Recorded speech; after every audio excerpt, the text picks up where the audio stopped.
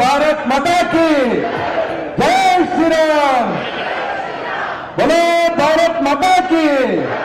ಕಮಲದ ಗುರುತಿಗೆ, ಭಾರತೀಯ ಜನತಾ ಪಾರ್ಟಿಗೆ, ನರೇಂದ್ರ ಮೋದಿ ಅವರಿಗೆ, ಅಮಿತ್ ಶಾ ಅವರಿಗೆ, ಯಡಿಯೂರಪ್ಪ ಅವರಿಗೆ, ವಿಜೇಂದ್ರ ಅವರಿಗೆ,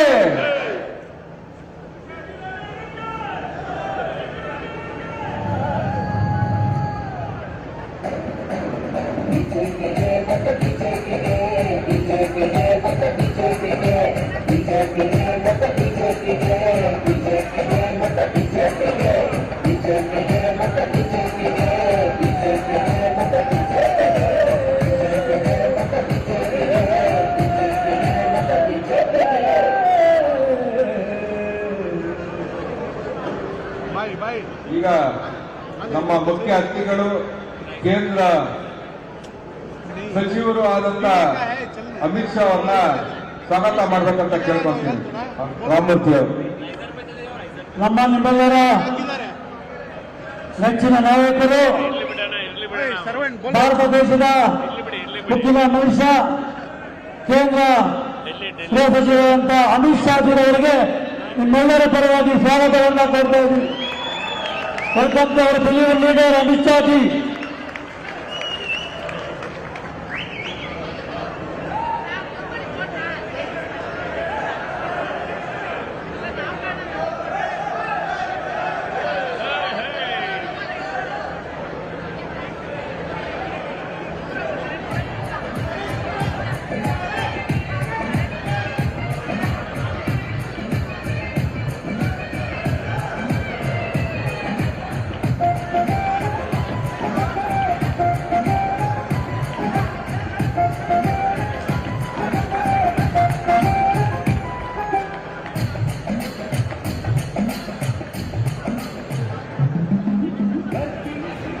ಈಗ ನಮ್ಮ 5 ಲೋಕಸಭಾ ಕ್ಷೇತ್ರದ ಅಭ್ಯರ್ಥಿಗಳು ಹಾಗೂ ಅಮಿತ್ ಶಾ ಜಿ ಅವರು ಒಂಚೂರು ಮುಂದೆ ಬರಬೇಕಂತ.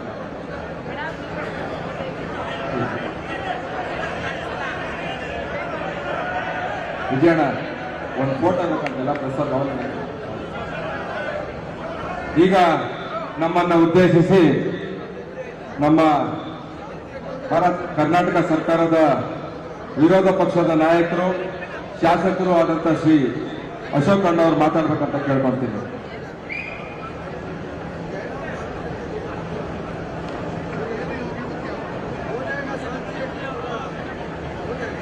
ಭಾರತ್ ಮಾತಾ ಕಿ. ಬಂಧುಗಳೇ,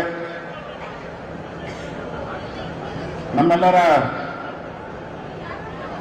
ಅಚ್ಚುಮೆಚ್ಚಿನ ನಾಯಕರು, ಚುನಾವಣಾ ಚಾಣಕ್ಯ ಅಂತ ಹೇಳಿ ದೇಶದಲ್ಲಿ ಖ್ಯಾತಿಯನ್ನ ಪಡೆದಿರ್ತಕ್ಕಂಥ ಅಮಿತ್ ಶಾ ಜಿ ಅವರೇ, ಮತ್ತೊಬ್ಬ ನಮ್ಮ ರೈತ ನಾಯಕರಾದಂಥ BS ಯಡಿಯೂರಪ್ಪನವರೇ, ನಮ್ಮ ರಾಜ್ಯದ ಜನಪ್ರಿಯ ಅಧ್ಯಕ್ಷರಾದಂಥ ವಿಜಯೇಂದ್ರ ಅವರೇ, ರಾಧಾಮೋಹನ್ ಜಿ ಅವರೇ, ಸನ್ಮಾನ್ಯ ಸುಧಾಕರ್ ರೆಡ್ಡಿ ಅವರೇ, ಸದಾನಂದ ಗೌಡ್ರೆ, ಪ್ರಹ್ಲಾದ್ ಜೋಶಿ ಅವರೇ, ವೇದಿಕೆ ಮೇಲಿರುವಂಥ ಎಲ್ಲ ನಮ್ಮ ಅಭ್ಯರ್ಥಿಗಳೇ, ವೇದಿಕೆ ಮೇಲಿರುವಂಥ ಎಲ್ಲ ಗಣ್ಯ ನಾಯಕರೇ, ಕೇಂದ್ರದ ನಾಯಕರು ನಮ್ಮ ಅಭ್ಯರ್ಥಿಗಳನ್ನ ಘೋಷಣೆ ಮಾಡಿದ್ದಾರೆ. ಅಭ್ಯರ್ಥಿ ಆಗೋವರೆಗೂ ಕೂಡ ನಾವೆಲ್ಲ ಆಸ್ಪರೆಂಟ್ಗಳಾಗಿದ್ದೀವಿ ಕೆಲವರೆಲ್ಲ. ಆದ್ರೆ ಒಂದು ಬಾರಿ ಅಭ್ಯರ್ಥಿ ಘೋಷಣೆ ಆದಮೇಲೆ ನಮ್ಮ ಮುಂದೆ ಬರುವಂತದ್ದು ನಮ್ಮ ಅಭ್ಯರ್ಥಿ ನರೇಂದ್ರ ಮೋದಿ ಅವರು ನಮ್ಮ ಅಭ್ಯರ್ಥಿ ಅಂತೇಳಿ ನಾವೆಲ್ಲರೂ ಕೆಲಸ ಮಾಡಬೇಕಾಗಿದೆ. ನರೇಂದ್ರ ಮೋದಿ ನಮ್ಮ ಅಭ್ಯರ್ಥಿ. ಆ ರೀತಿಯಾದಂತ ಒಂದು ಕೆಲಸವನ್ನ ಮಾಡಿದಾಗ ನಾವು ಚುನಾವಣೆಯಲ್ಲಿ ಎಲ್ಲ ಸ್ಥಾನಕ್ಕೆ 28 ಸ್ಥಾನ ಗೆಲ್ಲುವಂತಕ್ಕೆ ಅವಕಾಶ ಆಗುತ್ತೆ.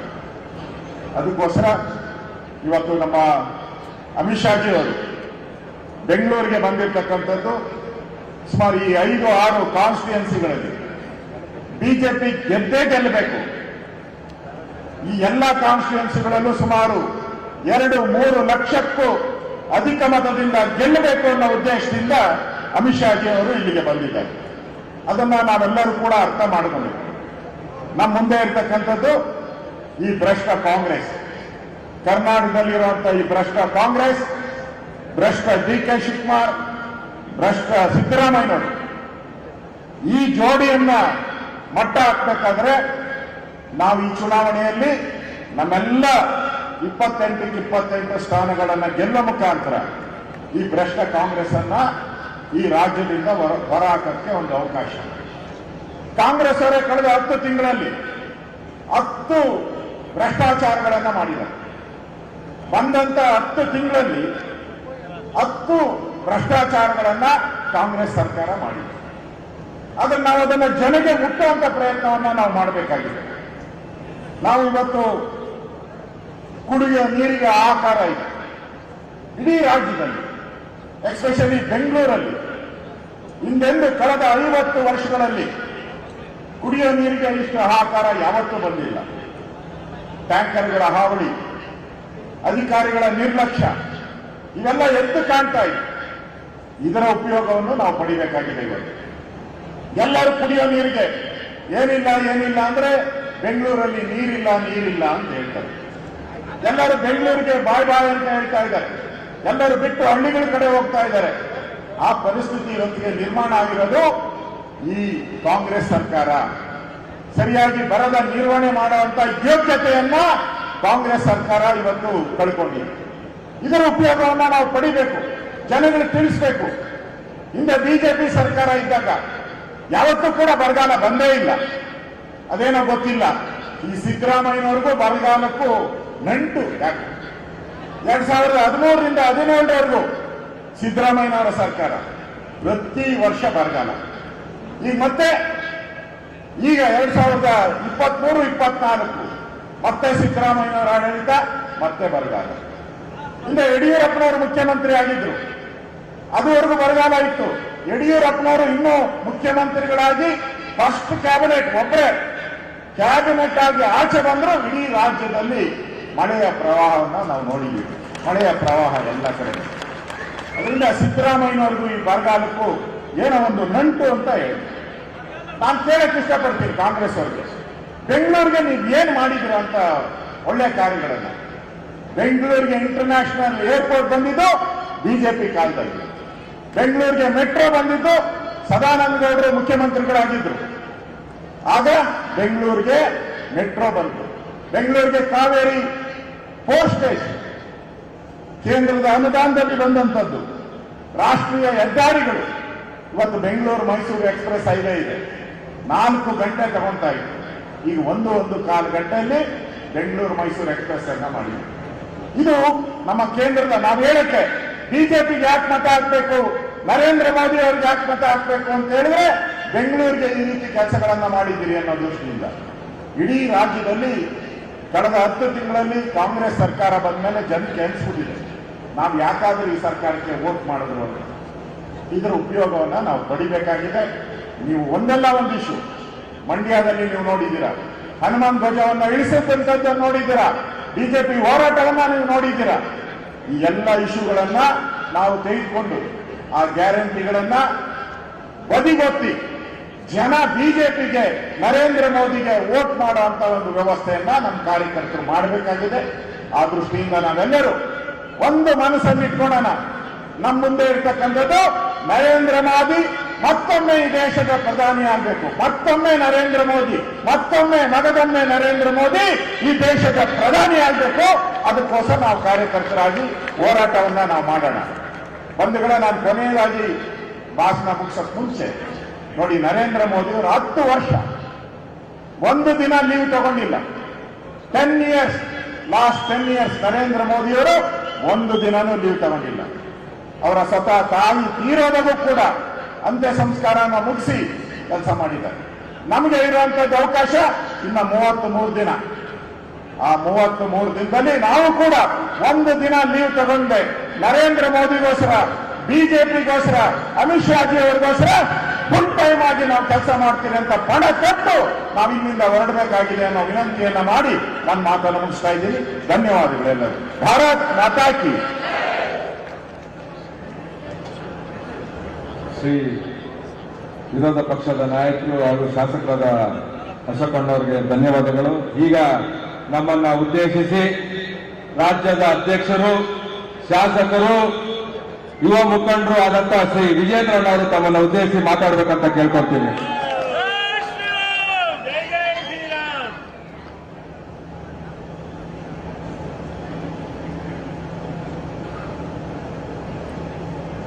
ಬೆಂಗಳೂರಿನ ಅರಮನೆ ಮೈದಾನದಲ್ಲಿ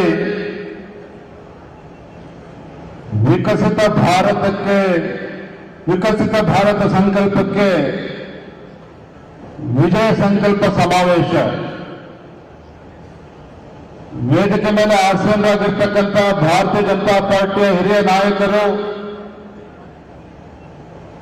ಉಕ್ಕಿನ ಮನುಷ್ಯ ಎಂದೇ ಖ್ಯಾತಿಯಾಗಿರ್ತಕ್ಕಂಥ ಕೇಂದ್ರದ ಗೃಹ ಸಚಿವರಾಗಿರ್ತಕ್ಕಂಥ, ಚುನಾವಣಾ ಚಾಣಕ್ಯರಾಗಿರ್ತಕ್ಕಂಥ ಮಾನ್ಯ ಶ್ರೀ ಅಮಿತ್ ಶಾ ಜಿರವರೇ, ರಾಜ್ಯ ಕಂಡಂತ ಅಪ್ರತಿಮ ಹೋರಾಟಗಾರರು, ರೈತ ನಾಯಕರು, ಮಾಜಿ ಮುಖ್ಯಮಂತ್ರಿಗಳಾಗಿರ್ತಕ್ಕಂಥ ಸನ್ಮಾನ್ಯ ಶ್ರೀ BS ಯಡಿಯೂರಪ್ಪನವರೇ, ರಾಜ್ಯದ ಉಸ್ತುವಾರಿಗಳಾಗಿರ್ತಕ್ಕಂಥ ರಾಧಾ ಮೋಹನ್ ದಾಸ್ ಅವರೇ, ಸುಧಾಕರ್ ರೆಡ್ಡಿ ಅವರೇ, ಕೇಂದ್ರದ ಸಚಿವರಾಗಿರ್ತಕ್ಕಂಥ ಪ್ರಹ್ಲಾದ್ ಜೋಶಿ ಅವರೇ, CT ರವಿ ಅವರೇ, ಮಾನ್ಯ ಆರ್ ಅಶೋಕ್ ಅವರೇ, ಭಾರತೀಯ ಜನತಾ ಪಾರ್ಟಿಯ ಮುಂದಿನ ಲೋಕಸಭಾ ಅಭ್ಯರ್ಥಿಗಳಾಗಿರ್ತಕ್ಕಂಥ ಕುಮಾರಿ ಶೋಭಾ ಕರಂದ್ಲಾಜೆ ಅವರೇ, ತೇಜಸ್ವಿ ಸೂರ್ಯ ಅವರೇ, PC ಮೋಹನ್ ಅವರೇ, ಡಾಕ್ಟರ್ ಸುಧಾಕರ್ ಅವರೇ, ಡಾಕ್ಟರ್ ಮಂಜುನಾಥ್ ಅವರೇ, ವೇದಿಕೆ ಮೇಲೆ ಆಸೀನರಾಗಿರ್ತಕ್ಕಂಥ ಪಕ್ಷದ ಎಲ್ಲ ಹಿರಿಯ ಮುಖಂಡರೇ, ವೇದಿಕೆ ಮುಂಭಾಗದಲ್ಲಿ ಆಸೀನರಾಗಿರ್ತಕ್ಕಂಥ ಎಲ್ಲ ಲೋಕಸಭಾ ಕ್ಷೇತ್ರದ ಪ್ರಮುಖರೇ, ಹಿರಿಯರೇ, ಪತ್ರಿಕಾ ಹಾಗೂ ಮಾಧ್ಯಮದ ಸ್ನೇಹಿತರೇ, ಕಾರ್ಯಕರ್ತ ಬಂಧುಗಳೇ,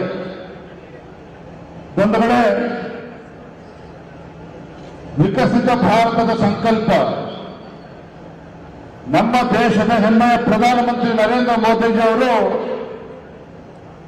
ಭಾರತವನ್ನು ಮುಂದಿನ 2047ನೇ ಇಸ್ವಿಗೆ, ಅಂದ್ರೆ ಭಾರತ ಸ್ವಾತಂತ್ರ್ಯ ಒಂದು 100 ವರ್ಷಗಳ ಒಂದು ಸಂಭ್ರಮವನ್ನು ಆಚರಣೆ ಮಾಡತಕ್ಕಂಥ ಸಂದರ್ಭದಲ್ಲಿ ನಮ್ಮ ಹೆಮ್ಮೆಯ ಭಾರತ ಅಭಿವೃದ್ಧಿ ಹೊಂದಿರತಕ್ಕಂಥ ದೇಶ ಆಗಿ ಪರಿವರ್ತನೆ ಆಗಬೇಕು ಅನ್ನೋ ಒಂದು ಸಂಕಲ್ಪವನ್ನು ಇಟ್ಕೊಂಡು ಕಳೆದ 10 ವರ್ಷಗಳಿಂದ ನಮ್ಮ ಹೆಮ್ಮೆಯ ಪ್ರಧಾನಮಂತ್ರಿ ನರೇಂದ್ರ ಮೋದಿಜಿ ಅವರು ಹಗಲು ರಾತ್ರಿ ಒಂದು ದಿನವೂ ಕೂಡ ವಿಶ್ರಾಂತಿಯನ್ನ ಪಡೆದುಕೊಳ್ಳದೇನೆ ಹಗಲು ರಾತ್ರಿ ದೇಶದ ಅಭಿವೃದ್ಧಿಯನ್ನ ಗಮನದಲ್ಲಿ ಇಟ್ಕೊಂಡು ದುಡಿತಾ ಇರ್ತಕ್ಕಂಥದ್ದು.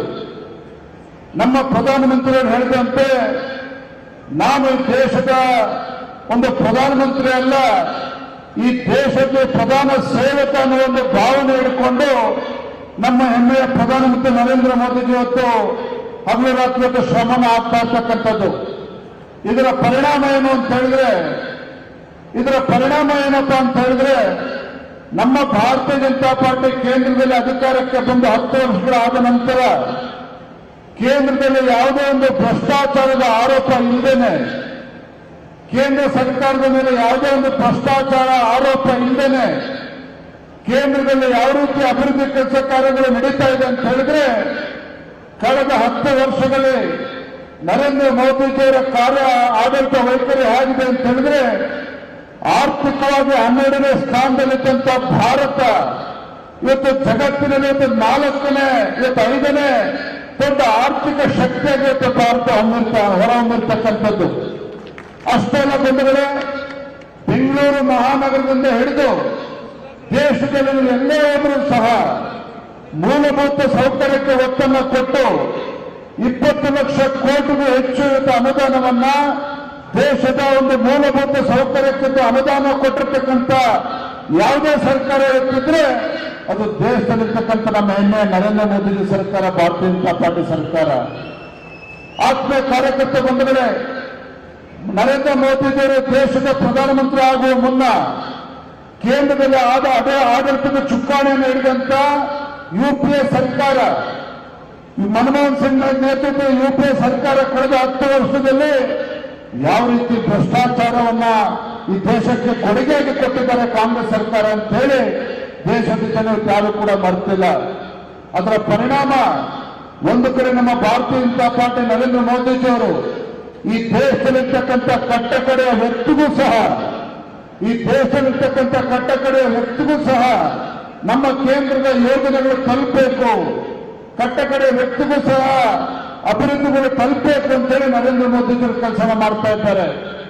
ಮತ್ತೊಂದು ಕಡೆ ರಾಜ್ಯದಲ್ಲಿರ್ತಕ್ಕಂಥ ಕಾಂಗ್ರೆಸ್ ಸರ್ಕಾರ ಬಂದರೆ ಇವತ್ತು ಪರಿಸ್ಥಿತಿ ಏನಾಗಿದೆ ರಾಜ್ಯದಲ್ಲಿ ಅಂತ ಹೇಳಿದ್ರೆ, ರಾಜ್ಯದಲ್ಲಿ ಕಾಂಗ್ರೆಸ್ ಅಲ್ಲಿ ಹೊಸ ಸರ್ಕಾರ ಬಂದ ನಂತರ ಕಳೆದ 9-10 ತಿಂಗಳಲ್ಲಿ ಯಾವುದೇ ಒಂದು ಅಭಿವೃದ್ಧಿಯನ್ನ ಮಾಡದೇ ಇರ್ತಕ್ಕಂಥ ಅಭಿವೃದ್ಧಿ ಶೂನ್ಯ ಸರ್ಕಾರವನ್ನ ಕಾಂಗ್ರೆಸ್ ಸರ್ಕಾರವನ್ನ ರಾಜ್ಯದಲ್ಲಿ ನಾವು ನೋಡ್ತಾ ಇದ್ದೇವೆ. 10 ತಿಂಗಳ ಹಿಂದೆ ರಾಜ್ಯದಲ್ಲಿರ್ತಕ್ಕಂಥ ಮತದಾರರು ಕಾಂಗ್ರೆಸ್ ಪಕ್ಷದ ಮುಖಂಡರುಗಳಿಗೆ ಭರವಸೆನ ಇಟ್ಟು ರಾಜ್ಯದಲ್ಲಿ ಅಧಿಕಾರಕ್ಕೆ ತಂದಿದ್ದಾರೆ. ಆದ್ರೆ ಇವತ್ತು ಯಾವ ಮತದಾರರು ಇವತ್ತು ಕಾಂಗ್ರೆಸ್ ಸರ್ಕಾರನ ರಾಜ್ಯದಲ್ಲಿ ತಂದಿದ್ದಾರೋ ಅದೇ ಮತದಾರರು ಇವತ್ತು ಕಾಂಗ್ರೆಸ್ ಸರ್ಕಾರಕ್ಕೆ ಶಾಪವನ್ನು ಹಾಕ್ತಾ ಇದ್ದಾರೆ. ಇವತ್ತು ಯಾವುದೊಂದು ಮಹಿಳೆಗೆ ಸುರಕ್ಷತೆ ಇಲ್ಲ ರಾಜ್ಯದಲ್ಲಿ, ದಲಿತರಿಗೆ ಅನ್ಯಾಯನ ಮಾಡ್ತಾ ಇದ್ದಾರೆ, ರೈತರಿಗೆ ಇವತ್ತು ಯಾವುದೊಂದು ಪರಿಹಾರ ಸಿಗ್ತಾ ಇಲ್ಲ ಬರಗಾಲದ ಸಂದರ್ಭದಲ್ಲಿ, ಬಡವರಿಗೂ ಕೂಡ ಅನ್ಯಾಯನ ಮಾಡ್ತಾ ಇರ್ತಕ್ಕಂಥ ಕಾಂಗ್ರೆಸ್ ಸರ್ಕಾರ ದೇಶದಲ್ಲಿ ಇವತ್ತು ಪ್ರಜ್ಞಾವಂತ, ರಾಜ್ಯದಲ್ಲಿ ಇವತ್ತು ಪ್ರಜ್ಞಾವಂತ ಮತದಾರ ತೀರ್ಮಾನ ಮಾಡಿದ್ದಾರೆ. ರಾಜ್ಯದಲ್ಲಿರ್ತಕ್ಕಂಥ ಕಾಂಗ್ರೆಸ್ ಸರ್ಕಾರದ ಬಣ್ಣದ ಮಾತುಗಳಿಗೆ ಮರಳಾಗದೆ ದೇಶದ ಸುರಕ್ಷತೆಯ ದೃಷ್ಟಿಯಿಂದ ದೇಶಕ್ಕೆ ಸರ್ವಾಂಗೀಣ ಅಭಿವೃದ್ಧಿಯನ್ನು ಆಗ್ತಾ ಇದೆ.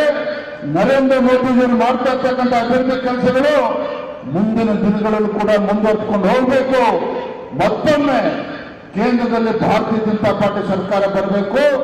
3ನೇ ಬಾರಿಗೆ ನಮ್ಮ ಹೆಮ್ಮೆಯ ಪ್ರಧಾನಮಂತ್ರಿ ಮತ್ತೊಮ್ಮೆ ಪ್ರಧಾನಮಂತ್ರಿ ಆಗಿ ಅಭಿವೃದ್ಧಿ ಕೆಲಸಗಳು ಮುಂದೆ ಹೊರಬೇಕು. 2047 ಇಸ್ವಿಗೆ ಇವತ್ತು ಭಾರತ ಅಭಿವೃದ್ಧಿ ದೇಶಕ್ಕೆ ಪರಿವರ್ತನೆ ಆಗಬೇಕು ಅಂತ ಹೇಳಿ ಇವತ್ತು ಎಲ್ಲ ಮತದಾರರು ತೀರ್ಮಾನ ಮಾಡಿದ್ದಾರೆ.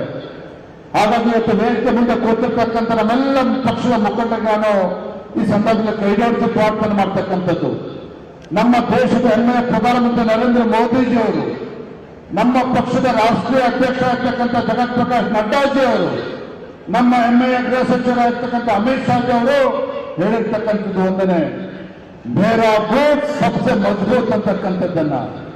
ಮೇರಾ ಬೂತ್ ಸಬ್ಸೆ ಮಜಬೂತ್ ಅಂತ ಹೇಳಿದ್ರೆ ಕೇಂದ್ರದಲ್ಲಿ ನಮ್ಮ ಹೆಮ್ಮೆಯ ಪ್ರಧಾನಮಂತ್ರಿ ಕೊಟ್ಟಿರ್ತಕ್ಕಂಥ ಜನಪರ ಯೋಜನೆಗಳನ್ನ ಕುಂತಲ್ಲಿ ನಿಂತಲ್ಲಿ ಅದ್ರ ಬಗ್ಗೆ ಮಾತನಾಡಿ ನಮ್ಮ ಫಲಾನುಭವಿಗಳೇನಿದ್ದಾರೆ ಅವ್ರನ್ನ ಗುರುತಿಸಿ ಇವತ್ತು ಏನು ಫಲಾನುಭವಿಗಳನ್ನ ಗುರುತಿಸೋದ್ರ ಜೊತೆಗೆ ನಮ್ಮ ಪ್ರತಿಯೊಂದು ಬೂತ್ನಲ್ಲೂ ಸಹ ರಾಜ್ಯದಲ್ಲಿರ್ತಕ್ಕಂಥ ಪ್ರತಿಯೊಂದು ವಿಧಾನಸಭಾ ಕ್ಷೇತ್ರದಲ್ಲಿ, ಪ್ರತಿಯೊಂದು ಲೋಕಸಭಾ ಕ್ಷೇತ್ರದಲ್ಲಿ, ನಮ್ಮ ಬೂತ್ಗಳಲ್ಲಿ, ವಿಶೇಷವಾಗಿ 5 ಲೋಕಸಭಾ ಕ್ಷೇತ್ರದ ಪ್ರಮುಖರು ನಾವೇನು ಕೂತಿದ್ದೇವೆ, ನಮ್ಮ ಪ್ರತಿಯೊಬ್ಬ ಕಾರ್ಯಕರ್ತರು ಕೂಡ ವಿಶ್ವಾಸನ ಕೊಡಬೇಕಾಗಿದೆ. ಪ್ರತಿಯೊಂದು ಬೂತ್ನಲ್ಲೂ ಸಹ ಕಳೆದ ಲೋಕಸಭಾ ಚುನಾವಣೆಯಲ್ಲಿ ಎಷ್ಟು ಮತಗಳು ಕೊಟ್ಟಿದ್ದಾರೋ ಅದಕ್ಕೆ ಸುಮಾರು 100-200 ಮತಗಳನ್ನು ಜಾಸ್ತಿ ಮಾಡಬೇಕು.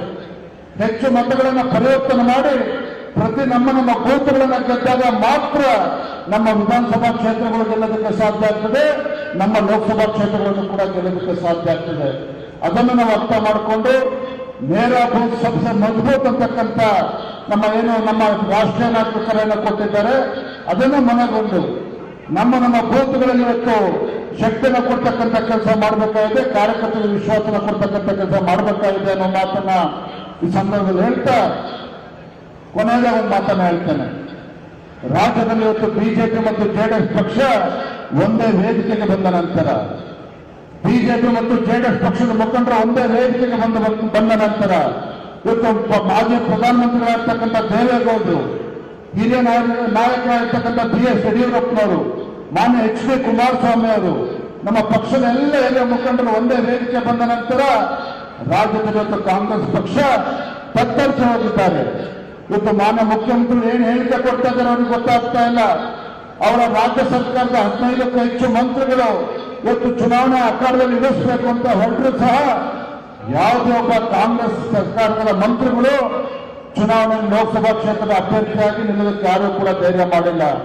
ಅದಕ್ಕೆ ಕಾರಣ ಇವತ್ತು ದೇಶದಲ್ಲಿ ಮತ್ತು ರಾಜ್ಯದಲ್ಲಿರ್ತಕ್ಕಂಥ ನರೇಂದ್ರ ಮೋದಿಜಿಯವರ ಪರವಾಗಿರ್ತಕ್ಕಂಥ ಅಲೆ ಅನ್ನೋದನ್ನ ನಾವು ಯಾರು ಕೂಡ ಮರಿಬಾರದು.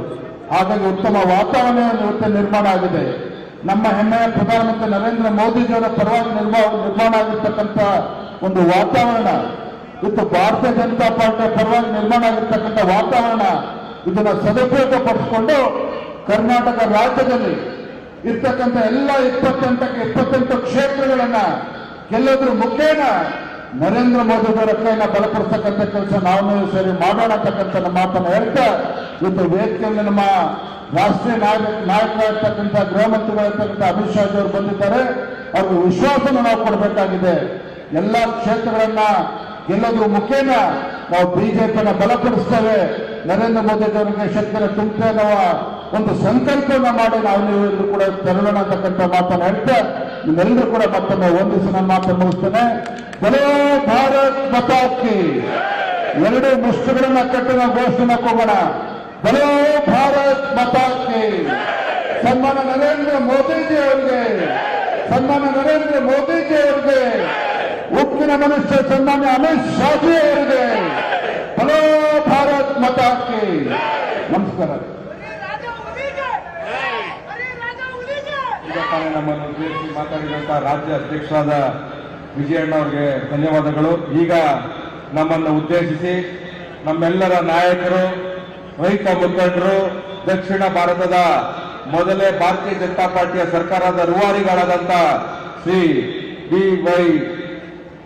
ಯಡಿಯೂರಪ್ಪನವರು ತಮ್ಮನ್ನು ಉದ್ದೇಶಿಸಿ ಮಾತಾಡಬೇಕಂತ ಕೇಳ್ಕೊಳ್ತೀನಿ.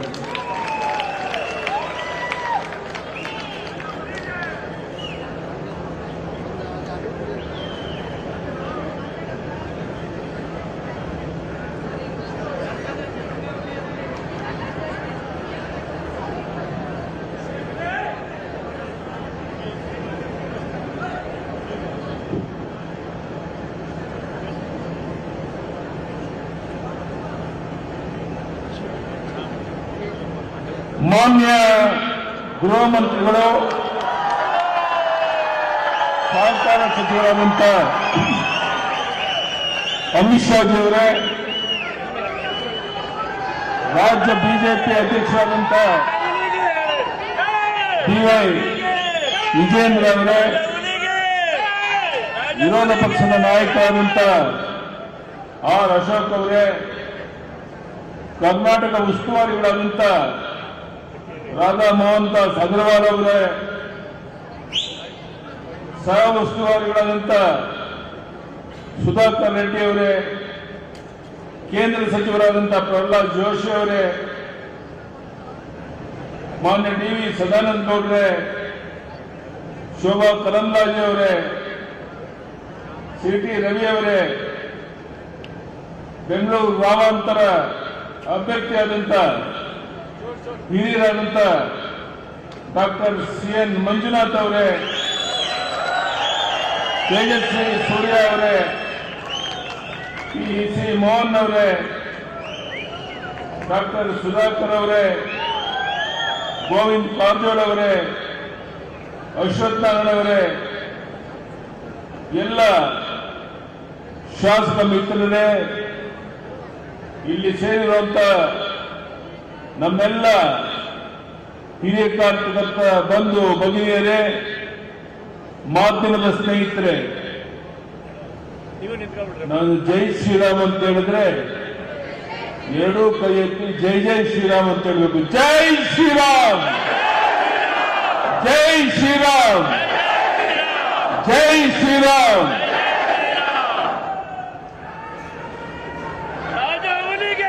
ಬಂಧುಗಳೇ, ನಾವು ನೀವೆಲ್ಲ ಅಮಿತ್ ಶಾಜಿಯವರ ಮಾತನ್ನ ಕೇಳಕ್ಕೆ ಕಾತುರಾಗಿ ಕೂತಿದ್ದೇವೆ.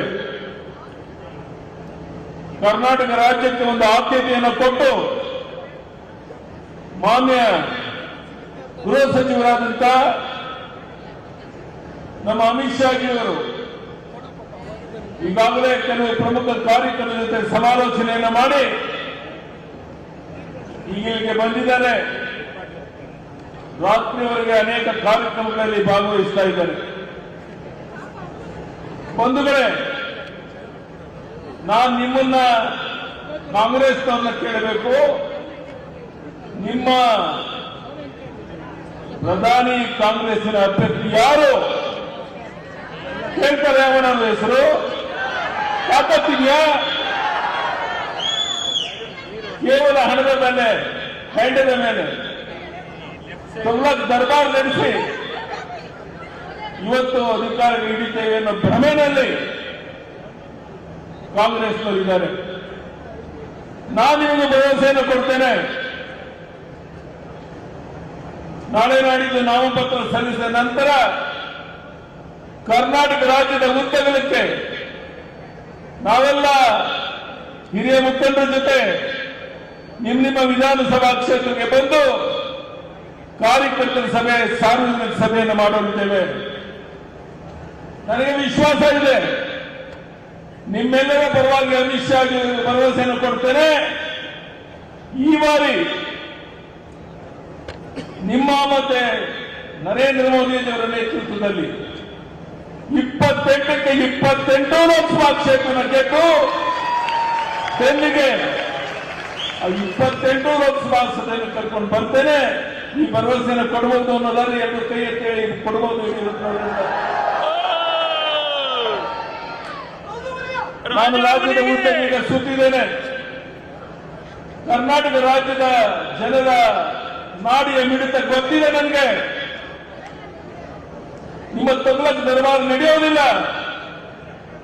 ಕಾಂಗ್ರೆಸ್ಸಿನ ಮುಖಂಡರಿಗೆ ಹೇಳ್ತೇನೆ, ಏನಾಯ್ತು ನೀವು ಕೊಟ್ಟ ಭರವಸೆಗಳು? ಕರ್ನಾಟಕ ರಾಜ್ಯದಲ್ಲಿ ಕುಡಿಯುವ ನೀರಿನ ಹಾಹಾಕಾರ ಇದೆ, ಬರಗಾಲ ಇದೆ. ಬೆಂಗಳೂರಿನಲ್ಲಿ ಕುಡಿಯುವ ನೀರಿಲ್ಲದೆ ಜನ ಹಾಹಾಕಾರ ಪಡ್ತಾ ಇರುವಂತ, ಪಶು ಪಕ್ಷಿ ಪ್ರಾಣಿಗಳಿಗೂ ನೀರಿದೆ ಇರುವಂತ ಒಂದು ದುಸ್ಥಿತಿ ಕರ್ನಾಟಕ ರಾಜ್ಯದಲ್ಲಿದೆ. ಇಂಥ ಒಂದು ಸಂದರ್ಭದಲ್ಲಿ ನಾವು ನೀವೆಲ್ಲ ಒಗ್ಗಟ್ಟಾಗಿ ಒಂದಾಗಿ ರಾಜ್ಯದ ಉದ್ದಗಲಿಗೆ ಓಡಾಟ ಮಾಡಿದರೆ ನನಗನ್ಸುತ್ತೆ ನಾನು ಅಮಿತ್ ಶಾ ಅವರಿಗೆ, ಪ್ರಧಾನಿ ನರೇಂದ್ರ ಮೋದಿ ಅವರಿಗೆ ಭರವಸೆಯನ್ನು ಕೊಡ್ತೇನೆ. ತಮ್ಮೆಲ್ಲರ ಆಶೀರ್ವಾದದಿಂದ 28ಕ್ಕೆ 28 ಲೋಕಸಭಾ ಕ್ಷೇತ್ರವನ್ನು ಗೆದ್ದು ನಮ್ಮ ಸಂಸತ್ ಸದಸ್ಯರನ್ನ ವೇದಿಕೆ ನಾನು ಕರ್ಕೊಂಡು ಬರ್ತೇನೆ ಅನ್ನೋ ಭರವಸೆಯನ್ನ ನಾನು ಈ ಸಂದರ್ಭದಲ್ಲಿ ಕೊಡ್ತಾ ಇದ್ದೇನೆ. ಬಂಧುಗಳೇ, ಇವತ್ತು ಸ್ವತಃ ನಮ್ಮ ಗೃಹ ಸಚಿವ ಅಮಿತ್ ಶಾ ಜಿಯವರು ನಮ್ಮೆಲ್ಲರ ಕುರಿತು ಮಾತನಾಡಲಿದ್ದಾರೆ. ಪ್ರಧಾನಿ ನರೇಂದ್ರ ಮೋದಿಜಿಯವರು ಮತ್ತೊಮ್ಮೆ ಬರೋರಿದ್ದಾರೆ. ನಾವೆಲ್ಲ ಒಟ್ಟಾಗಿ ಒಂದಾಗಿ ಕೆಲಸ ಮಾಡೋಣ. ನಾನು ರಾಜ್ಯದ ಉದ್ದಗಲಿಗೆ ಪ್ರವಾಸ ಮಾಡ್ತೇನೆ ನಮ್ಮೆಲ್ಲರ ಮುಖಂಡರ ಜೊತೆಗೆ. ನೀವೆಲ್ಲೆಲ್ಲಿ ಕರೀತೀರ ಅಲ್ಲಿಗೆ ಬರ್ತೇನೆ. ನನಗೆ 81 ವರ್ಷ ಮತ್ತು 82 ವರ್ಷ ಆಗಿದ್ದು ಸಹ ಮನೆ ಸೇರೋ ಪ್ರಶ್ನೆ ಇಲ್ಲ. ಬನ್ನಿ ಹೋಗೋಣ. ಈ ಕಾಂಗ್ರೆಸ್ ಸರ್ಕಾರದ ತೊಗ್ಲಕ್ ದರ್ಬಾರನ್ನ ಜನರಿಗೆ ಮನವರಿಕೆ ಮಾಡುವಂತ ಕೆಲಸವನ್ನು ಮಾಡಿ ಅದರ ಮೂಲಕ 28ಕ್ಕೆ 28 ಲೋಕಸಭಾ ಕ್ಷೇತ್ರ ಗೆಲ್ಲಬೇಕಾಗಿದೆ. ನಾನು ಪ್ರಮುಖವಾಗಿ ಪರಿಶಿಷ್ಟ ಜಾತಿ, ಪರಿಶಿಷ್ಟ ವರ್ಗದ ಮೊಹಲ್ಲಾಗಳಿಗೆ ನಾವು ಹೆಚ್ಚು ಹೋಗಬೇಕು. ಅವ್ರಿಗಾಗಿರುವಂತ ಅನ್ಯಾಯ ಕಾಂಗ್ರೆಸ್ ಸರ್ಕಾರದಿಂದ ಅವರು ಮನವರಿಕೆ ಮಾಡಬೇಕು. ಅವರಿಗೆ ಬಿಡುಗಡೆ ಆಗಬೇಕಾಗಿದ್ದ ಹಣವನ್ನ ಬೇರೆ ಕಡೆ ದುರುಪಯೋಗ ಮಾಡಿಕೊಂಡಿರುವುದನ್ನು ಮನವರಿಕೆ ಮಾಡಬೇಕು. ಅಂಕಿಅಂಶಗಳು ಹೇಳಕ್ಕೆ ಸಮಯ ಇಲ್ಲ. ಈ ರೀತಿ ರಾಜ್ಯದ ಉದ್ದಗಲಿಗೆ ಪ್ರವಾಸ ಮಾಡಿ 28ಕ್ಕೆ 28 ಲೋಕಸಭಾ ಕ್ಷೇತ್ರವನ್ನು ಗೆಲ್ಲೋದಕ್ಕೆ ಅವಕಾಶ ಇದೆ. ಬಹುಶಃ ಇಡೀ ಪ್ರಪಂಚ ಅಚ್ಚರಿಯಿಂದ ಪ್ರಧಾನಿ ನರೇಂದ್ರ ಮೋದಿಜಿ ಕಡೆ, ನಮ್ಮ ಗೃಹ ಸಚಿವ ಅಮಿತ್ ಶಾ ಜಿ ಕಡೆ ನೋಡ್ತಾ ಇದೆ. 21ನೇ ಶತಮಾನ ಇದು ಭಾರತೀಯ ಶತಮಾನ ಅನ್ನುವಂತ ಒಂದು ಮಾತು ಕೇಳ್ತಾ ಇದ್ದೇವೆ. एक देश में 2 प्रधान, 2 विधान, 2 निशान नहीं चलेंगे ಶ್ಯಾಮ್ ಪ್ರಸಾದ್ ಮುಖರ್ಜಿ ಅವರು ಹೇಳ್ತಿದ್ದ ಮಾತು ಅದು ಇವತ್ತು ಸಾಕಾರ ಆಗ್ತಾ ಇದೆ. ನಾವೆಲ್ಲ ಒಟ್ಟಾಗಿ ಒಂದಾಗಿ ಕೆಲಸ ಮಾಡಬೇಕಾಗಿದೆ. ನಾನು ಮತ್ತೊಮ್ಮೆ ನಿಮ್ಮೆಲ್ಲರಿಗೂ ಕೈ ಜೋಡಿಸಿ ಪ್ರಾರ್ಥನೆ ಮಾಡ್ತೇನೆ. ಯಾವ ಪ್ರಧಾನಿ ನರೇಂದ್ರ ಮೋದಿಜಿಯವರು, ಅಮಿತ್ ಶಾ ಜಿಯವರು ಒಂದು ದಿನ ವಿಶ್ರಾಂತಿಯನ್ನು ಪಡೆದೇನೆ ದೇಶದ ಉದ್ದಗಲಿಗೆ ಹೋಗಿ ಬಂದ ಮೇಲೂ ಸಹ ಪಕ್ಷವನ್ನು ಬಲಪಡಿಸೋ ದೃಷ್ಟಿಯಿಂದ ಕೆಲಸ ಮಾಡ್ತಿರ್ಬೇಕಾದ್ರೆ ನಾನು ಇಷ್ಟೇ ನಿಮ್ಮನ್ನ ಕೈ ಜೋಡಿಸಿ ಪ್ರಾರ್ಥನೆ ಮಾಡುವಂತದ್ದು. ಬರುವಂತಹ ಚುನಾವಣೆ ವರೆಗೆ ಯಡಿಯೂರಪ್ಪನವರೇ ನಾವ್ಯಾರ ಮನೆ ಸೇರಲ್ಲ. ಮನೆ ಮನೆಗೆ ಹೋಗಿ ಬಿಜೆಪಿ ಅಭ್ಯರ್ಥಿ ಯಾರೇ ಇರಲಿ ಅವ್ರನ್ನ ಗೆಲ್ಸಕ್ಕೆ ಪ್ರಾಮಾಣಿಕ ಪ್ರಯತ್ನ ಮಾಡ್ತೇವೆ ಅನ್ನೋ ಭರವಸೆ ನೀವು ಕೊಟ್ಟರೆ ಖಂಡಿತ ನಾವು 28 ಲೋಕಸಭಾ ಕ್ಷೇತ್ರವನ್ನ ಗೆಲ್ಲಕ್ಕೆ ಸಾಧ್ಯ ಇದೆ. ಇಡೀ ಜಗತ್ತು ಈ ಬರುವಂತಹ ಲೋಕಸಭಾ ಚುನಾವಣೆ ಕಡೆ ನೋಡ್ತಾ ಇದೆ. ಇಡೀ ಜಗತ್ತು ಪ್ರಧಾನಿ ನರೇಂದ್ರ ಮೋದಿ ಕಡೆ, ಅಮಿತ್ ಶಾ ಕಡೆ ನೋಡ್ತಾ ಇದೆ. ಇಂಥ ಒಂದು ಸಂದರ್ಭದಲ್ಲಿ ನಾವೆಲ್ಲ ಒಂದಾಗಿ ಕರ್ನಾಟಕ ರಾಜ್ಯವನ್ನು ಮಾದರಿ ರಾಜ್ಯವನ್ನಾಗಿ ಮಾಡೋಣ. ಏನಾಯ್ತು ಕಾಂಗ್ರೆಸ್ ಮುಖಂಡರು ಕೇಳ್ತೇನೆ, ಕಿಸಾನ್ ಸನ್ಮಾನ್ ಯೋಜನೆ 6,000 ರೂಪಾಯಿ ಕೇಂದ್ರ ಕೊಟ್ಟರೆ ನಾನು ಮುಖ್ಯಮಂತ್ರಿ ಆಗಿ ನಾನು 4,000 ಕೊಡ್ತಾ ಇದ್ದೆ. ಯಾಕೆ 4,000 ಕೊಡೋದು ನಿಲ್ಲಿಸಿದ್ರೆ? ಭಾಗ್ಯಲಕ್ಷ್ಮಿ ಯೋಜನೆ ಕೋಟ್ಯಾಂತರ ಹೆಣ್ಣು ಮಕ್ಕಳಿಗೆ ನೆಮ್ಮದಿಯಿಂದ ಬದುಕುವಂತ ಒಂದು ಯೋಜನೆ ಯಾಕೆ ನಿಲ್ಲಿಸಿದ್ದೀರಾ? ಇದು ಯಾವುದಕ್ಕೂ ಕಾಂಗ್ರೆಸ್ ಅಲ್ಲಿ ಉತ್ತರ ಇಲ್ಲ. ಕಾರಣ ಕಾಂಗ್ರೆಸ್ ದಿವಾಳಿಯಾಗಿದೆ, ಪಾಪವಾಗಿದೆ, ಅಭಿವೃದ್ಧಿ ಕಾರ್ಯಕ್ಕೆ ಹಣ ಇಲ್ಲ, ಎಲ್ಲ ನೀರಾವರಿ ಯೋಜನೆಗಳು ಸ್ಥಗಿತ ಆಗಿದೆ. ಯಾವ ಕಡೆ ಸಹ 1 ಕಿಲೋಮೀಟರ್ ರಸ್ತೆ ಮಾಡುವಂತ ಯೋಗ್ಯತೆ ಈ ಸರ್ಕಾರಕ್ಕಿಲ್ಲ. ಇಂಥ ಒಂದು ಸಂದರ್ಭದಲ್ಲಿ ನಮ್ಮ ಮುಖ್ಯಮಂತ್ರಿಗಳು ಮೈಸೂರು ಹೋಗಿ ಹೇಳಿದ್ದಾರೆ, ನನ್ನ ಉಳಿಸಿ ನನಗೆ ಹೆಚ್ಚು ಓಟ್ ಕೊಡಿ ಅಂತ ಕೈ ಜೋಡಿಸಿ ಪ್ರಾರ್ಥನೆ ಮಾಡಿದ್ದಾರೆ. ಅಂದ್ರೆ ಅರ್ಥ ಆಗಿದೆ, ನನ್ನ ಕಾಲ ಮುಗೀತು, ಬಿಜೆಪಿ ಅವರು ಒಂದು ಕುರ್ಚಿಯಲ್ಲಿ ಕೂತ್ಕೊಳ್ತಾರೆ ಅನ್ನೋದು ಅವ್ರಿಗೂ ಅನುಭವ ಆಗಿ ಈ ಮಾತನಾಡ್ತಾ ಇದ್ದಾರೆ ಅನ್ನೋದನ್ನೆಲ್ಲ ಗೊತ್ತಿರುವಂತ ಸಂಗತಿ. ಈ ಸಂದರ್ಭದಲ್ಲಿ ಮತ್ತೊಮ್ಮೆ ನಿಮ್ಮಲ್ಲಿ ಕೈ ಜೋಡಿಸಿ ಪ್ರಾರ್ಥನೆ ಮಾಡ್ತೇನೆ, ದಯಮಾಡಿ ಒಂದು ದಿನ ನೀವು ವಿಶ್ರಮಿಸ್ತೇನೆ. ಯಡಿಯೂರಪ್ಪನವರೇ, ಈ ಚುನಾವಣೆ ಮುಗಿಯವರೆಗೆ ನಾವು ನಮ್ಮ ಹೆಂಡತಿ ಮಕ್ಕಳು ಎಲ್ಲರೂ ಸಹ ಮನೆ ಮನೆಗೆ ಹೋಗ್ತೇವೆ, ಭಾರತೀಯ ಜನತಾ ಪಾರ್ಟಿಯ ವಿಚಾರವನ್ನು ತಿಳಿಸ್ತೇವೆ. ಬರುವಂತ ಚುನಾವಣೆಯಲ್ಲಿ ಕಮಲ ಹೂವಿನ ಗುರುತಿಗೆ ನಮ್ಮ ಅಮೂಲ್ಯವಾದ ಮತವನ್ನು ಕೊಟ್ಟು ನಮ್ಮ ಅಭ್ಯರ್ಥಿಯನ್ನು ಗೆಲ್ಲಿಸ್ತೇವೆ ಅನ್ನೋ ಕೆಲಸವನ್ನು ನೀವು ಮಾಡಿದ್ರೆ ನನಗನ್ಸುತ್ತೆ ಅಮಿತ್ ಶಾ ಅವರು ಅಲ್ಲಿಂದ ಇಲ್ಲಿಗೆ ಬಂದಕ್ಕೆ ಸಾಧ್ಯವಾಗುತ್ತೆ. ಆ ಕೆಲಸವನ್ನು ನೀವೆಲ್ಲ ಸೇರಿ ಮಾಡಬೇಕು ಅಂತ ಕೈ ಜೋಡಿಸಿ ಪ್ರಾರ್ಥನೆ ಮಾಡಿ ಮತ್ತೊಮ್ಮೆ ತಮ್ಮೆಲ್ಲರಿಗೂ ವಂದನೆ, ಅಭಿನಂದನೆಯನ್ನು ಸಲ್ಲಿಸಿ ನನ್ನ ಮಾತುಗಳನ್ನು ಮುಗಿಸ್ತೇನೆ. ಬಲೋ ಭಾರತ್ ಮಾತಾ ಕಿ, ಪ್ರಧಾನಿ ನರೇಂದ್ರ ಮೋದಿಜಿ ಅವರಿಗೆ, ಗೃಹ ಸಚಿವ ಅಮಿತ್ ಶಾ ಜಿ ಅವರಿಗೆ ಭಾರತ್ ಮಾತಾ ಕಿ. ನಮಸ್ಕಾರ, ಧನ್ಯವಾದ. ನಮ್ಮನ್ನು ಉದ್ದೇಶಿಸಿ ಮಾತಾಡಿದಂತ ಯಡಿಯೂರಪ್ಪಜಿ ಅವರಿಗೆ ಧನ್ಯವಾದಗಳು. ಈಗ 5 ಲೋಕಸಭಾ ಕ್ಷೇತ್ರದ ಅಭ್ಯರ್ಥಿಗಳು ನಮ್ಮ ಕೇಂದ್ರ ಗೃಹ ಸಚಿವರು ಅಮಿತ್ ಶಾ ಅವರ ಜೊತೆ ಒಂದು ಭಾವಚಿತ್ರಕ್ಕೆ ಮುಂದೆ ಬರಬೇಕಂತ ಕೇಳ್ಕೊಳ್ತೀನಿ. 5 ಲೋಕಸಭಾ ಕ್ಷೇತ್ರದ ಅಭ್ಯರ್ಥಿಗಳು.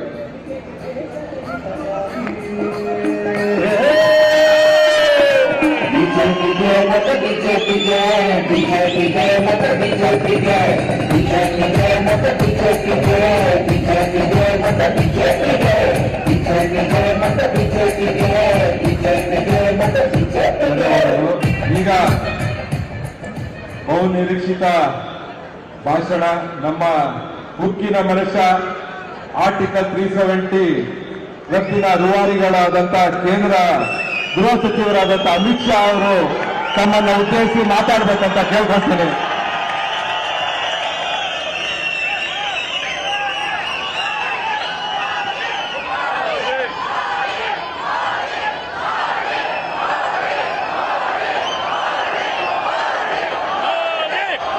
मेरे साथ बोलिए, भारत माता की। भाई मुझे बेंगलुरु वाले बताओ भाई, मोदी जी को तीसरी बार प्रधानमंत्री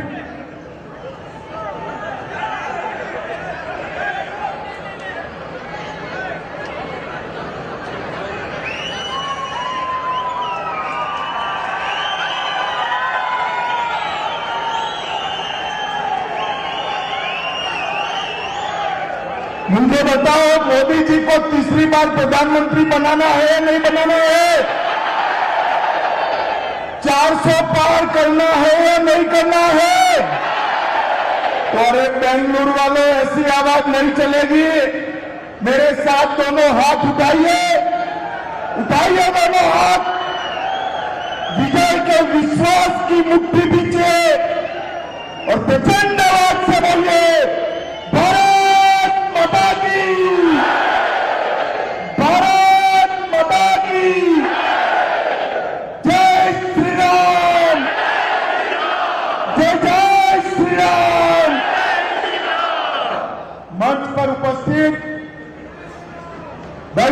आगे बैठ जाओ, जरा पाछे पीछे कार्यकर्ता दिखाई पड़े। सारे लोग माइक सेट करके बैठ जाओ प्लीज। मैं यहीं खड़ा रहने वाला हूं, जरा भी आगे पीछे नहीं होऊंगा। बैठ जाइए प्लीज, चलो बैठ जाओ भाई, मैं थोड़ा जिद्दी टाइप का आदमी हूं, बैठ जाओ। मंच पर उपस्थित भारतीय जनता पार्टी के पार्लियामेंट्री बोर्ड के मेंबर और वरिष्ठ नेता श्रीमान येदियुरप्पा जी, भारतीय जनता पार्टी के अध्यक्ष विजेंद्र येदियुरप्पा जी, हमारे विपक्ष के नेता श्रीमान अशोक जी, मोदी जी के मंत्रिमंडल में मेरे साथी भाई प्रहलाद जोशी जी, और आज यहां पर मेरे साथ उपस्थित डॉक्टर CN मंजुनाथ, जोर से ताली बजाओ, डॉक्टर खड़े हो जाओ, डॉक्टर K सुधाकर, हमारे युवा नेता तेजस्वी सूर्या, बार बार जीतने वाले PC मोहन,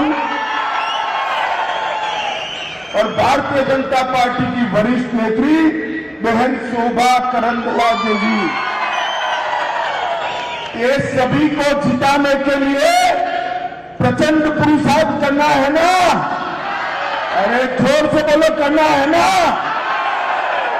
तो इसके लिए आए हुए मेरी भारतीय जनता पार्टी के मालिक, ऐसे मेरे सभी शक्ति केंद्र के भाइयों और बहनों, आप सभी को मेरा नमस्कार।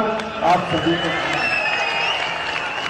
सबसे पहले मैं थोड़ा लेट हो गया हूं, सुबह से पार्टी की मीटिंगें चल रही थी, आप लोगों को काफी समय तक प्रतीक्षा करनी पड़ी है, इसलिए मैं आप सबसे क्षमा मांगकर मेरी बात की शुरुआत करता हूं। भाइयों और बहनों, हम सब यहां पर आने वाले लोकसभा चुनाव की तैयारी के लिए बैठे हैं। आने वाले लोकसभा चुनाव में एक और भारतीय जनता पार्टी और NDA है, जो हमारे प्रधानमंत्री नरेंद्र मोदी जी की ओर से है, और मोदी जी के नेतृत्व में हम चुनाव के मैदान में, और दूसरी ओर परिवारवादी और भ्रष्टाचारियों का गठबंधन, ये इंडी अलायंस है। पूरे देश भर में मैं लगभग 60% राज्यों में दौरा कर चुका। मैं जहां पर भी गया, युवा हो, महिला हो, किसान हो, गरीब हो, शहर हो, गांव हो, जहां भी गया सभी लोग मोदी मोदी मोदी मोदी के नारे।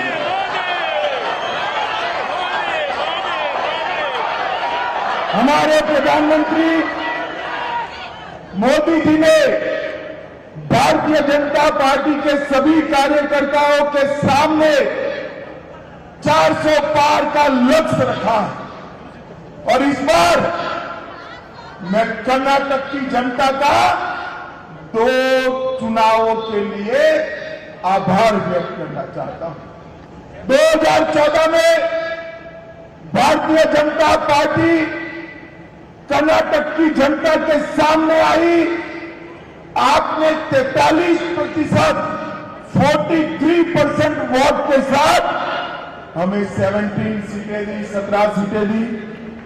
2019 में दोबारा आए, आपने 51% वोट, 51% वोट के साथ 25 सीटें दी।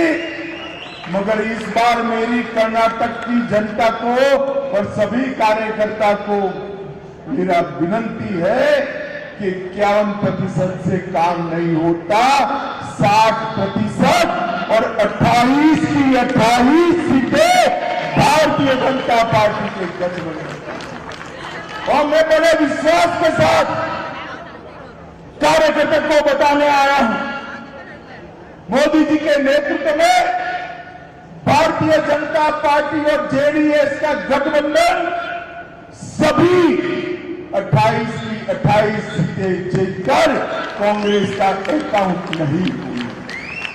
मुझे बताओ भाई, आप लोग सभी 28 की 28 सीटों के लिए तैयार हो क्या? अरे ऐसे नहीं बोलते, जोर से बोलो, तैयार हो क्या? बेंगलुरु शहर की सभी सीटें प्रचंड बहुमत से भाजपा जीतेगी क्या? यही मोड़ पूरे देश भर के अंदर दिखाई। इनका कारण है पसंदगी किसके बीच में? एक और नरेंद्र मोदी जी है, जिन्होंने 23 साल तक मुख्यमंत्री और प्रधानमंत्री के रूप में काम किया। 23 साल तक, और 23 साल में विरोध पक्ष वाले मोदी जी पर 25 पैसे का भ्रष्टाचार का आरोप नहीं लगा पाए। मोदी जी ने 23 साल तक पारदर्शिता के साथ, ट्रांसपेरेंसी के साथ इस देश को एक एग्जाम्पल सेट करने का काम किया। और दूसरी ओर घमंडिया गठबंधन, इंडी अलायंस, एक भ्रष्टाचारियों का कुंबा, कांग्रेस शासन पे 12 लाख करोड़ रुपए का घोटाला भ्रष्टाचार। 10 साल मनमोहन सोनिया की सरकार में 12 लाख करोड़ का भ्रष्टाचार हुआ। डी के शिव कुमार जी को तो भ्रष्टाचार से परहेज ही नहीं। मगर मैं जानता हूं कर्नाटक की जनता भ्रष्टाचार को पसंद नहीं। मैं एक के बाद एक घोटाला बोलता हूं। मुझे बताओ भाई, कॉल ब्लॉक का घोटाला किसने किया? जोर से बोलो, किसने किया? कॉमनवेल्थ का घोटाला किसने किया? 2G का घोटाला किसने किया? हिमाचल में सेब की बिक्री में घोटाला किसने किया? INX मीडिया का घोटाला किसने किया? एयरसेल का घोटाला किसने किया? अंतरिक्ष निवास का घोटाला किसने किया? लैंड फॉर जॉब का घोटाला किसने किया? जम्मू कश्मीर क्रिकेट एसोसिएशन का घोटाला किसने किया? एम्ब्रेयर डील में घोटाला किसने किया? हॉक एयरक्राफ्ट का घोटाला किसने किया? अगस्ता वेस्टलैंड हेलीकॉप्टर का घोटाला किसने किया? अब ये 12 लाख करोड़ के घपले, घोटाले, भ्रष्टाचार करने वाली कांग्रेस मोदी जी के साथ देश की जनता के सामने स्पष्ट विकल्प। एक और 23 साल तक एक पैसे का भ्रष्टाचार करे बगैर शासन करने वाले नरेंद्र मोदी जी, और दूसरी ओर 12 लाख करोड़ का घपला घोटाला करने वाली कांग्रेस पार्टी। मित्रों, ये लोग जब भी पावर मिलती है न केवल भ्रष्टाचार करते हैं, वो कुछ भी करे उनका मन जनता की सेवा में नहीं। मैं मोदी जी के साथ 40 सालों से काम कर रहा हूं। 23 साल मुख्यमंत्री और प्रधानमंत्री रहने वाला पूरी दुनिया में एक ही व्यक्ति है जिसने एक दिन का भी छुट्टी नहीं लिया। 23 साल तक हर पल भारत के लिए काम करना, एक दिन की छुट्टी नहीं लेना। और दूसरी ओर राहुल बाबा गर्मी आते ही विदेश चले जाते हैं। हर 6 महीना कांग्रेस पार्टी इनको ढूंढती रह जाती। कोई मैच ही नहीं। पूरा देश आज एकजुट होकर नरेंद्र मोदी जी के साथ खड़ा है। और मोदी जी ने जिस प्रकार से शासन की सारे वादों को मोदी जी ने कहा था 2014 में कि भारतीय जनता पार्टी की नरेंद्र मोदी सरकार गरीबों की, दलितों की, वंचितों की, आदिवासियों की सरकार है। और इस 10 साल के अंदर 25 करोड़ से ज्यादा गरीबों को गरीबी रेखा के बाहर निकालने का काम नरेंद्र मोदी जी ने किया। 80 करोड़ गरीबों को मुफ्त राशन देने का काम नरेंद्र मोदी ने किया। 12 करोड़ टॉयलेट बनाने का काम नरेंद्र मोदी ने किया। 4 करोड़ गरीबों को घर देने का काम नरेंद्र मोदी ने किया। 10 करोड़ महिलाओं को उज्ज्वला का गैस देने का काम नरेंद्र मोदी ने किया और 14 करोड़ से ज्यादा लोगों को नल से जल देने का काम नरेंद्र मोदी ने किया है और 60 करोड़ गरीबों को 5 लाख तक का पूरा 5 लाख तक का पूरा स्वास्थ्य का खर्चा आज नरेंद्र मोदी सरकार इस देश के 60 करोड़ गरीबों को नया जीवन, नई ऊर्जा और नया उत्साह देने का काम नरेंद्र मोदी जी ने किया। और कई सारे वादे थे। कांग्रेस पार्टी हमारा मजाक उड़ाती थी कि 1950 से भारतीय जनता पार्टी का मैनिफेस्टो नहीं बदलेगा। और मित्रों, मैं आज बताने आया हूं 10 साल के बाद मोदी जी जनादेश मांगने जा रहे हैं। 1950 से हमारा जो मैनिफेस्टो था वो पूरा का पूरा समाप्त कर मोदी जी आशीर्वाद देंगे। मुझे बताओ कार्यकर्ता भाइयों बहनों, ये कश्मीर जो है हमारा है या नहीं है? अरे जोर से बोलो, है या नहीं है? धारा 370 जानी चाहिए नहीं जानी चाहिए? कांग्रेस पार्टी 70 साल तक धारा 370 को संभाल, और जब मोदी जी ने दूसरी बार प्रधानमंत्री बने 5 अगस्त 2019 को धारा 370 को समाप्त। और उस वक्त ये राहुल बाबा पार्लियामेंट में मुझे कहते थे कि धारा 370 मत हटाओ, कश्मीर में खून की नदियां बह जाएगी। राहुल बाबा, ये मोदी सरकार है, खून की नदियां छोड़ो, कंकर चलाने की किसी की हिम्मत नहीं हुई है। आज कश्मीर सुखरूप भारत का अभिन्न हिस्सा है। मुझे बताओ माताओं, भाइयों बहनों, कार्यकर्ता भाइयों बहनों, एक बात बताइए, 500 साल से रामलल्ला को अयोध्या में अपना घर नहीं था। मोदी जी ने 4 करोड़ गरीबों को तो घर दिया ही दिया, साथ में रामलल्ला को भी टेंट से निकालकर मंदिर में। एक कांग्रेस पार्टी 50 साल से राम मंदिर के मुद्दे को अटका रही थी, भटका रही थी, लटका रही थी। मोदी जी ने कोर्ट का जजमेंट भी आ गया, भूमि पूजन भी कर दिया और 22 जनवरी को रामलल्ला की प्राण प्रतिष्ठा हुई। भाई और बहनों, इनकी तुष्टीकरण की राजनीति देखिए।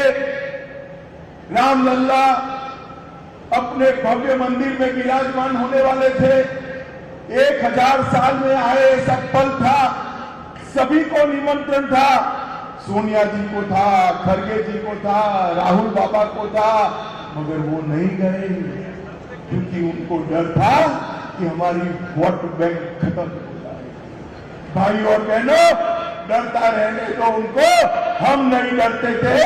डंके की चोट पर आज रामलल्ला गगनचुंबी मंदिर के अंदर बैठे हैं और सभी लोग आनंद करते हैं।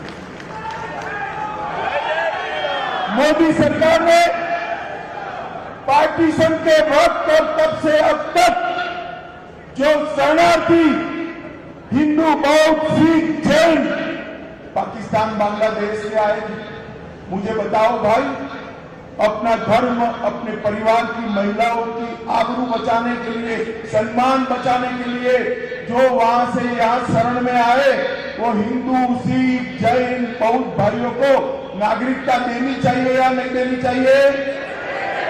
मोदी जी सीए लाए, इसका विरोध करते थे, मोदी जी ने सीएए भी समाप्त कर दिया, नक्सलवाद और टेररिज्म को समाप्त किया। 10 साल तक सिद्धरमैया बाबू जवाब देना, 10 साल तक केंद्र में आपकी सरकार थी, सोनिया मनमोहन की सरकार थी, आए दिन बम धमाके होते थे, पाकिस्तान से आलिया, मालिया, जमालिया आकर बम धमाके कर कर भाग जाते थे।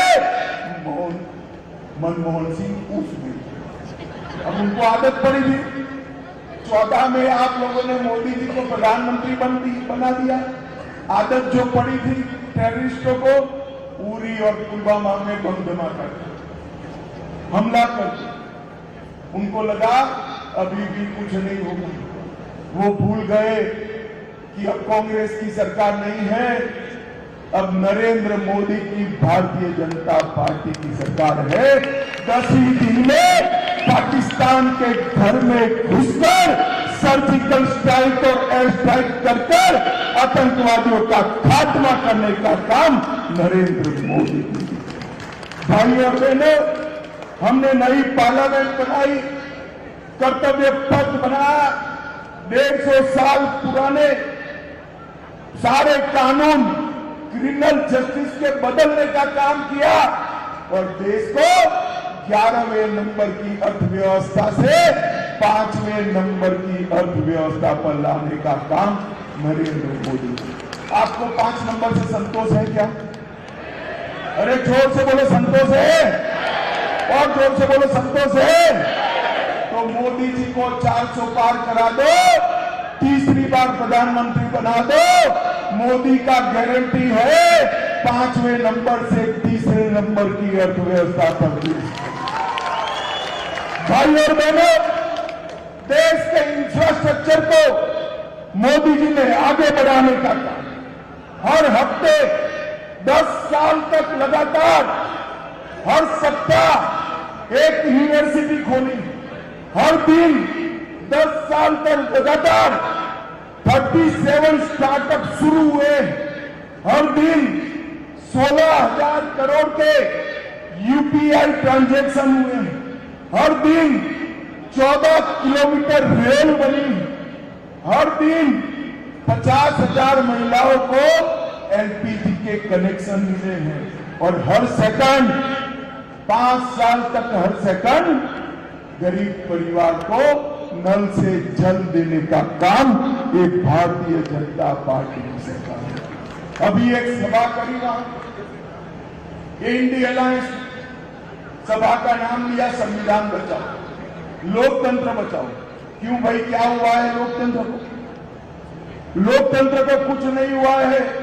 ये पूरी सभा जो घमंडिया गठबंधन ने करी, ये भ्रष्टाचारियों को बचाने के लिए करी। आप कान खोलकर सुन लो, हमने 2014 में कहा था, जिन ने 12 लाख करोड़ का भ्रष्टाचार करा है वो सभी जेल की सलाखों के पीछे होंगे। हम कहकर जनता को वादा कर चुनाव में आए थे। आप मुझे बताओ कार्यकर्ता भाइयों और बहनों, जिन्होंने भ्रष्टाचार करा है उनको जेल में डालना चाहिए या नहीं डालना चाहिए? जोर से बोलो, डालना चाहिए। अरे राहुल बाबा, हमारा क्या हिसाब मांग रहे हैं? आपके एमपी के घर से 350 करोड़ रुपया कैश मिलती है, आपको शर्मानी चाहिए। ममता दीदी, आपके मंत्री के घर से 51 करोड़ रुपया कैश मिली है, उनको हम जेल में न डाले तो कोई महल में रखे? 51 करोड़ रुपया कहां से आया? 350 करोड़ रुपया कहां से आया? ये बात आपको सोचने वाली है। भाई और बहनों, यहां पर जो सरकार बनी है वो सरकार कर्नाटक के हित में, डेवलपमेंट के हित में काम नहीं है। मुख्यमंत्री और उप मुख्यमंत्री हर रोज एक अपनी कुर्सी बचाने में लगा है और दूसरा कुर्सी छीनने में लगा है। किसी को कर्नाटक की जनता का ध्यान नहीं। कर्नाटक में सूखा है, केंद्र सरकार को प्रस्ताव देते देते 3 महीना लेट कर दिया और आज सूखे की केंद्र सरकार की सहायता की दरखास्त चुनाव आयोग में पड़ी। भाई और बहनों, इस पर एक पॉलिटिक्स है। मैं उनको पूछने आया हूं, जब आपकी सरकार थी, यूपीए की सरकार थी, 10 साल तक यूपीए की सरकार चली, आपने कर्नाटक के लिए क्या करा? हिसाब देना चाहिए या नहीं देना चाहिए उनको? जोर से बोलो, देना चाहिए या नहीं देना चाहिए? मगर मैं हिसाब लेकर आया हूं, भले वो न दे। कर्नाटक की जनता को मैं बताना चाहता हूं, 10 साल तक यूपीए की सरकार चली, 10 साल में मनमोहन सरकार ने कर्नाटक को सिर्फ 1,42,000 करोड़ रुपया दिया था। कितना दिया था? 1,42,000 करोड़। और नरेंद्र मोदी जी ने कितना दिया? 4,91,000 करोड़। 3 गुना ज्यादा पैसा नरेंद्र मोदी जी ने। 25,000 करोड़ के इसके अलावा रोड बनाए, 75,000 करोड़ रुपया रेलवे में डाला और 11,000 करोड़ रुपया एयरवेज में डालने का काम किया। बेंगलुरु का सारा विकास अगर किसी ने किया है तो केवल और केवल नरेंद्र मोदी जी ने किया है। और कर्नाटक भर के गरीब भाइयों को सारा योजनाओं का फायदा लगभग मेरे पास लंबी सूची है, 3.5 करोड़ लाभार्थी कर्नाटक में अलग अलग लाभ के लिए केंद्र सरकार से फायदा प्राप्त। किसी को घर मिला, किसी को गैस मिला, किसी को टॉयलेट मिला, किसी को पानी मिला, किसी को अनाज मिला, किसी किसान को 6,000 रुपया मिला, किसी को स्वास्थ्य का बीमा मिला। ये सारे काम नरेंद्र मोदी जी। अंत में मैं इतना ही कहना चाहता हूं, एक कार्यकर्ता सम्मेलन है भाई, हम सब ने घर घर नरेंद्र मोदी बनकर जाना है। नरेंद्र मोदी का संदेश, नरेंद्र मोदी जी ने किए हुए काम और कांग्रेस की निकम्मा परफॉर्मेंस हर व्यक्ति को बतानी। हर बूथ में मोदी बनकर कार्यकर्ता ने स्वयं जाना। मुझे बताइए भाई, चुनाव तक हर मतदाता का हम संपर्क करेंगे क्या? जोर से बोलो भाई, करेंगे क्या? 28 की 28 सीटें एनडीए की जिताएंगे क्या? मोदी जी को फिर से प्रधानमंत्री बनाएंगे क्या? 400 पार कराएंगे क्या? महान भारत बनाएंगे क्या?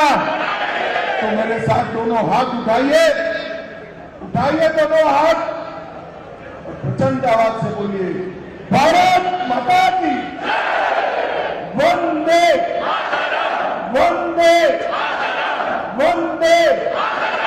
जय श्री राम, जय जय श्री राम।